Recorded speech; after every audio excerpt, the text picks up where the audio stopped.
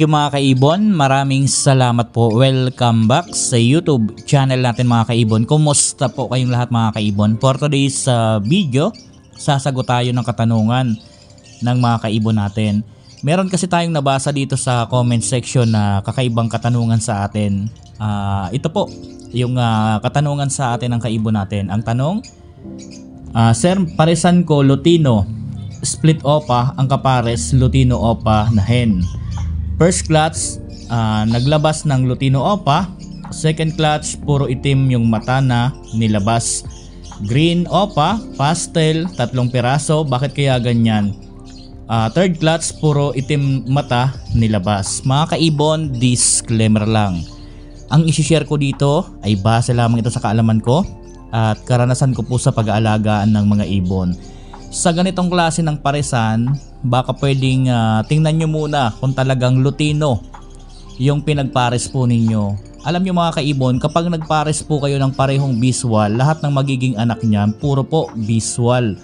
Sa paresan ni Sir, pareho silang Lutino. Hindi po yan maglalabas ng kulay itim ang mata. Kaya tingnan nyo pong mabuti kung yung paresan ninyo ba ay talagang Lutino o baka yellow bulls lang yan. Kaya naglalabas po ng kulay itim yung mata ng mga inakay. Matagal na po akong nag-aalaga ng mga ibon. Pag po nagpares tayo ng visual, wala po tayong painakay na non-visual kapag pareho po visual ang parent na pinagpapares natin.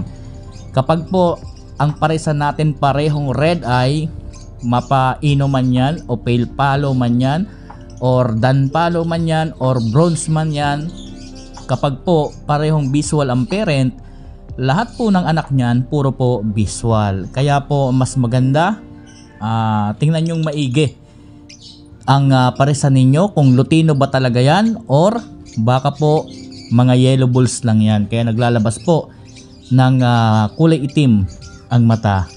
Dahil sa tagal kong nag-breed base sa karanasan ko sa pag-aalaga, basta po ang paresan natin parehong visual, lahat po ng magiging inakay niyan puro po yung visual mga kaibon. Tandaan, ang mga ino po, ang mode of inheritance niyan autosomal recessive. Bago tayo makapagpalabas ng visual, kinakailangan both parent carrier ng dugong ino. Kaya po kapag nagpares po kayo ng parehong visual, lahat po ng inakay niyan puro po visual. So yan po yung unang katanungan sa atin ng kaibon natin. Pangalawa, Lods, good evening.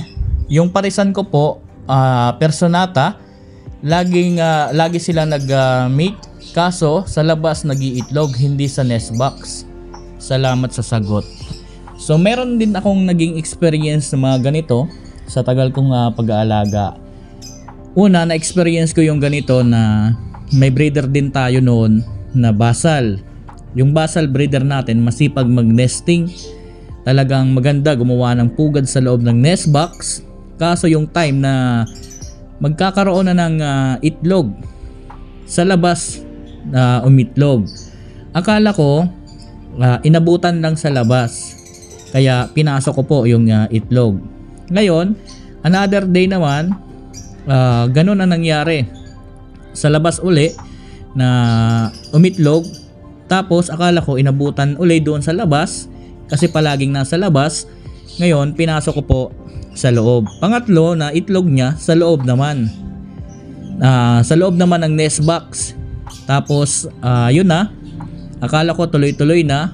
So yung breeder natin ng yon naglimlim naman, kaso hindi pumipisa ng itlog. Naglimlim lang siya pero hindi pumipisa. Yung itlog hanggang sa hindi napisa sa second clutch kasi siyempre basal, ganon din ang ginawa uli, nandoon sa labas nangingitlog. Kaya kapag merong ganito na senaryo, minsan mahirap na po yan, kumbaga mahirap nang ibalik, kumbaga naging ugali na niya yan. Yung personata mo sir, obserbahan mo sa 3 beses na mangitlog siya kapag nasa labas, so medyo ugali na niya yan, hindi na natin mababago, gano'n na talaga siya. Ngayon, obserbahan mo rin kung nagme-mate sila.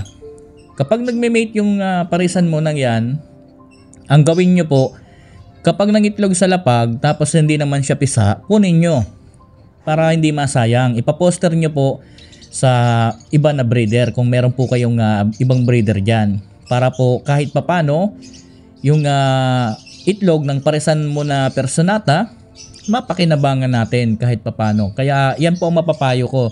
Dahil alam naman siguro ng iba nating mga kaibon na dito, yung mga talagang matatagal na rin na nag-aalaga, na ang ganyang behavior, napakahirap ng baguhin, minsan hindi na talaga nababago.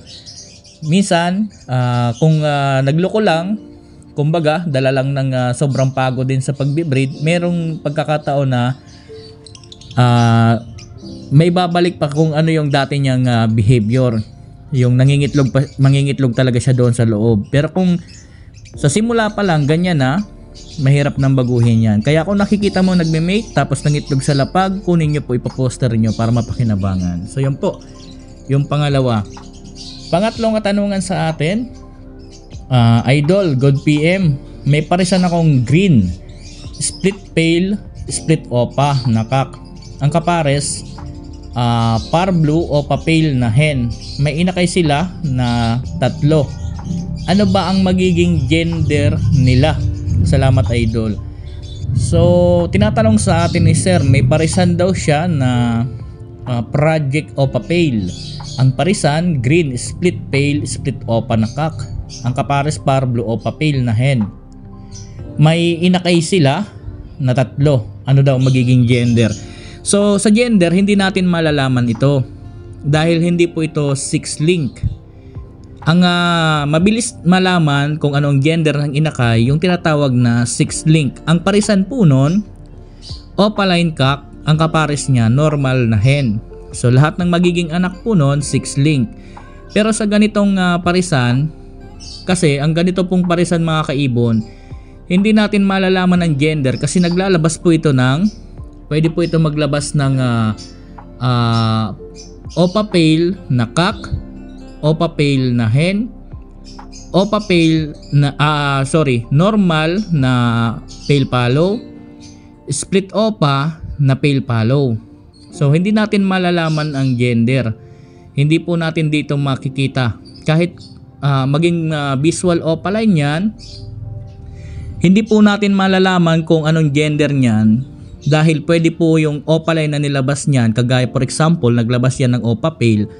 Yung opa pale lang yon, pwede po yun maging opa pale cock, pwede po yun maging opa pale na hen.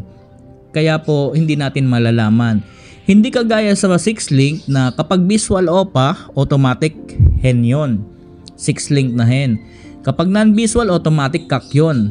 Kaya mabilis natin malaman doon sa parisan na 6 link, yung tinatawag ay yung parisan na opa cock, ang kapares normal na hen. Ito kasi split opa cock, ang kapares opa pale, opaline na hen. Kaya po sa gender hindi po natin malalaman. Ngayon, bibigyan ko na lang kayo ng idea kung anong pwedeng maging inakay niyan para kahit papano magkaroon po kayo ng konting kaalaman at idea.